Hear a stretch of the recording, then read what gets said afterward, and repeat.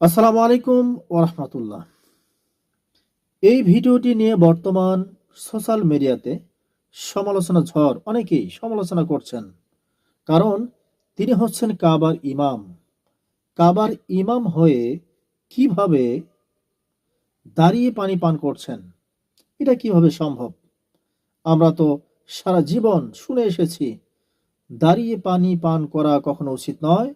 কোরআন হাদিস এটি সম্মত নয়, নাজায়েজ, আমরা অনেকেই জানি। তো আমাদেরকে অবশ্যই কোরআন ও সহি হাদিস কি বলে আমাদেরকে অবশ্যই জানতে হবে। তো বাংলাদেশের যারা স্কলার আছেন, দিন প্রচারক আছেন, কোরআন ও সহি হাদিস থেকে দিন প্রচার করেন, তারা কি মন্তব্য করতেছেন এই বিষয়ে আমাদেরকে অবশ্যই জানতে হবে। তাহলে চলুন আমরা জেনে আসি বাংলাদেশের বড় বড় স্কলার কিভাবে এই বিষয়টি ব্যাখ্যা করছেন। আসলে কি কোরআন হাদিস কি বলে দাঁড়িয়ে পানি পান করা সম্পর্কে? প্রথমত খাওয়ার আদব হচ্ছে, পান করার আদব হচ্ছে বসে বসে খাওয়া, বসে পান করা। পান করার ক্ষেত্রে আমরা দেখি রাসূলুল্লাহ সাল্লাল্লাহু আলাইহি ওয়াসাল্লাম কখনো কখনো দাঁড়িয়ে পান করেছেন।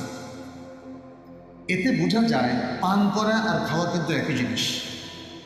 তো সেক্ষেত্রে রাসূল সাল্লাল্লাহু আলাইহি ওয়াসাল্লাম যেহেতু পান করেছেন দাঁড়িয়ে, তাহলে বোঝা গেল জরুরতের সময় দাঁড়িয়ে পান করা অথবা খাওয়া জায়েজ।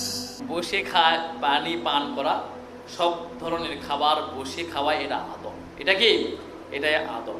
কিন্তু প্রয়োজনীয় তাগিদে দাঁড়িয়ে খাওয়াতে কোনো বাধা নেই।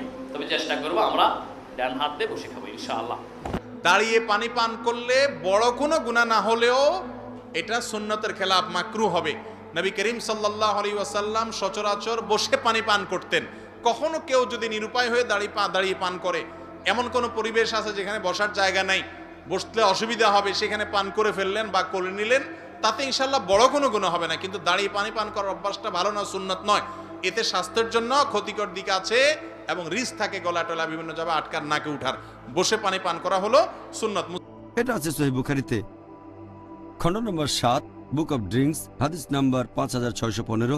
বলা হয়েছে, হযরত আলী রাদিয়াল্লাহু আনহু তিনি একটা মসজিদের সামনে দিয়ে হাঁটছিলেন, তখন দাঁড়িয়ে পানি পান করলেন। আর তিনি বললেন, আমি জানি অনেকে ভাবে এটাকে উৎসাহ দেওয়া হয়নি, এটা মাকরু যখন কেউ দাঁড়িয়ে কোনো কিছু পান করে। তবে আমি দেখেছি আমাদের নবী দাঁড়িয়ে পান করেছেন, এখন আমি যেভাবে পান করছি। যেহেতু নবী মাঝে মধ্যে দাঁড়িয়ে কিছু পান করেছেন, তাই দাঁড়িয়ে পান করার অনুমতি আছে, তবে সেটা হবে মাকরু।